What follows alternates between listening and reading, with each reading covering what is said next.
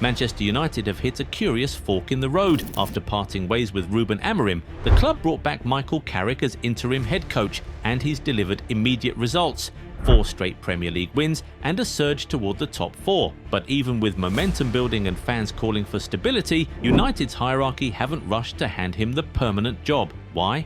Look, I'll be honest, we're swamped. The World Cup hype is real and Goal 90 shop is officially at capacity. If you ordered this week, please bear with us for a 2-week processing delay. It's a good problem to have, but we are working around the clock to get your gear out. Thank you for your massive support.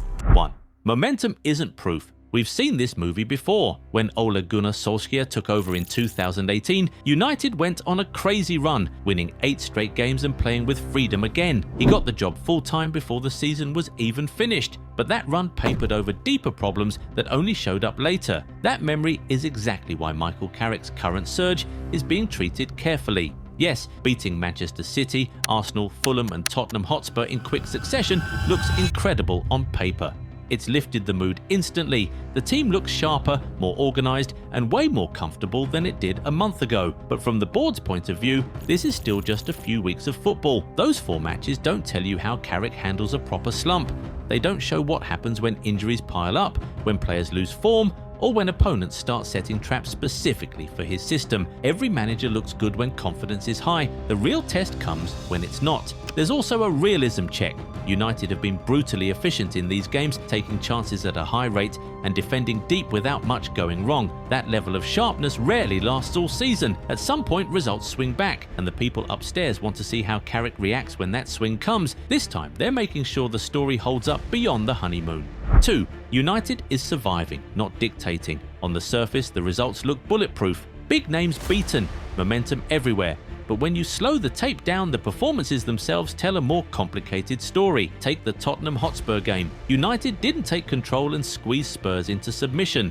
In fact, for large stretches, Spurs looked the more settled side.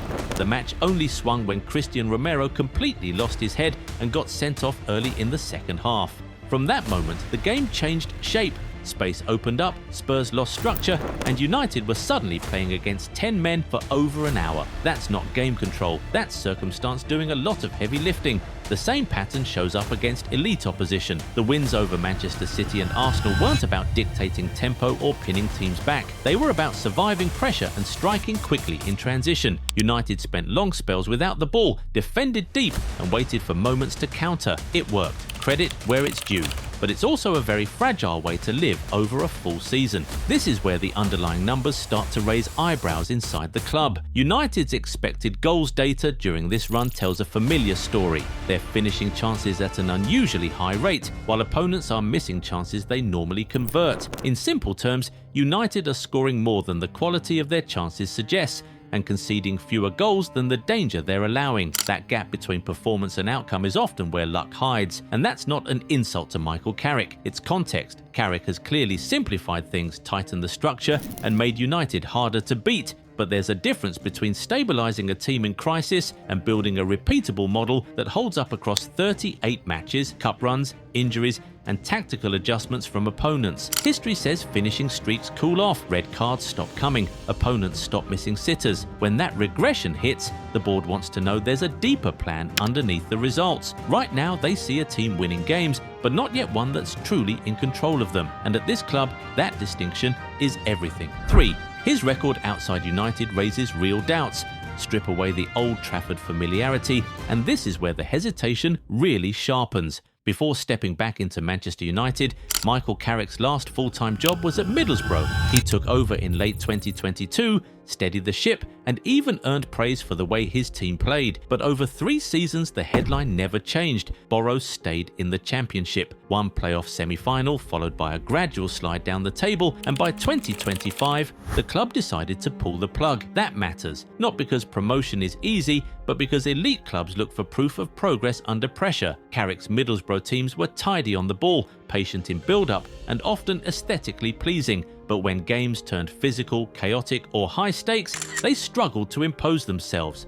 The football looked right, the outcomes didn't always follow, and at a club like United, results are the resume. That becomes even clearer when you compare him to the kind of names United are quietly benchmarking against. The top-tier coaches on the market have built winning teams elsewhere. They've survived bad starts, rebuilt squads, handled superstar egos, and lifted trophies under pressure. Their credibility doesn't come from familiarity with Carrington, it comes from results that travelled with them from club to club. Right now, the board are asking a cold question in a very emotional environment. Does his body of work away from United justify handing him one of the most demanding jobs in world football? So far, they're not convinced. 4. Short-term energy isn't a rebuild. Every managerial sacking comes with the same short-term shock to the system. Players run harder. Duels get contested, pressing suddenly looks aggressive again. It's not magic, it's accountability. The squad knows eyes are on them, and no one wants to be labelled part of the problem.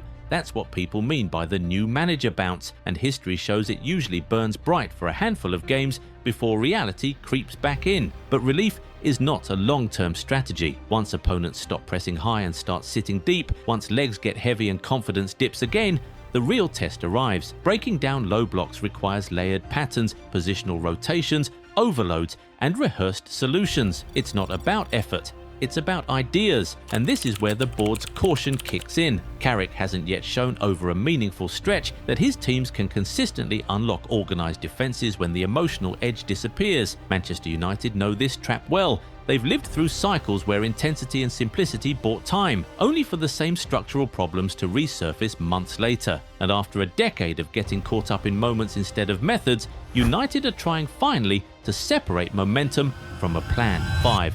The club itself has changed. This call isn't being made in the old Manchester United way anymore. Since Ineos took control of football operations, the club have shifted toward a more measured, data-led approach. Fewer emotional decisions, more long-term planning. Even with Michael Carrick winning games, the hierarchy are deliberately slowing things down, building comparisons, and assessing him alongside other available coaches instead of rushing a verdict. That caution comes from painful experience. United have rewarded short-term momentum before and paid for it later. Under the new structure, the aim is to see how a manager handles pressure, regression, and difficult stretches, not just the bounce after a sacking. There's also the scale of the job to consider. Managing Manchester United means dealing with global scrutiny, commercial pressure, and instant expectation. As Owen Hargreaves has pointed out, big appointments don't just bring ideas, they multiply pressure. That's why experienced names like Thomas Tuchel are still part of the conversation. Carrick's run helps his case. It doesn't end the search. United are trying to build something sustainable, and for once, they're refusing to let the moment make the decision for them. So here's the real question. Are Manchester United being smart by slowing this down, or are they about to overthink a good thing and let another opportunity slip? If this breakdown helped you see both sides of the Carrick debate, drop a like, subscribe, and let me know in the comments whether United should give him the job now or keep waiting.